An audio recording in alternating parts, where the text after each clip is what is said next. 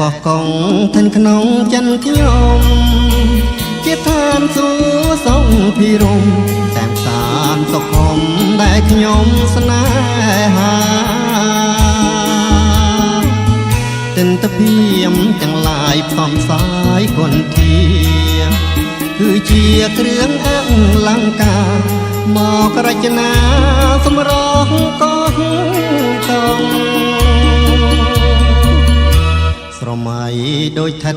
នាឋានគេណោនារីភូមិឋានបវរសំតែងលំអដោយកងោកបេនពងទុំលើក្បាលទូកសែនសំគ្រឿងត្រង់សងវែងរលែបរលងភាំងភពផង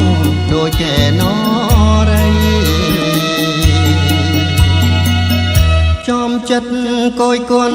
អរុនរៀងរះទូកមីដេដាកំរប្រទេសទិនទ្វីបមកប្រពៃចំចិត្តកយគុណសាយនសម័យ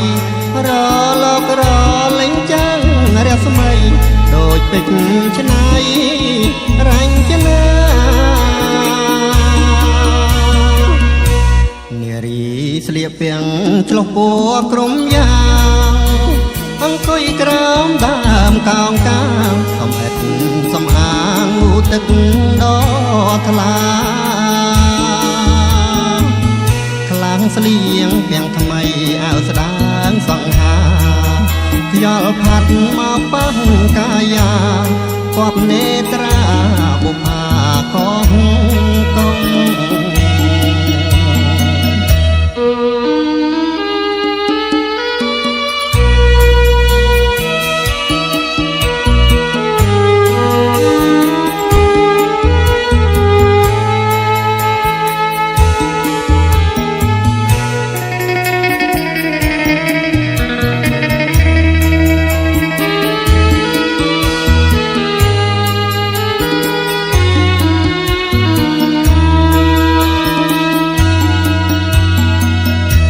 ងចិត្តកយគុណ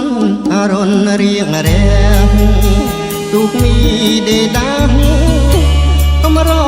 ប្រទេសទិនទ្វីបមកប្រពៃចំចិត្តកយគុណសាយនសម័យរលករលេងចាំងរស្មីដូចពេជ្រឆ្នៃរញ្ចនានារីស្លៀកពាំងឆ្លុះពណ៌ក្រុមយ៉ាងអង្គុយក្រោមដើមកោងកាងសំអិតសំអាងងូទឹកដ៏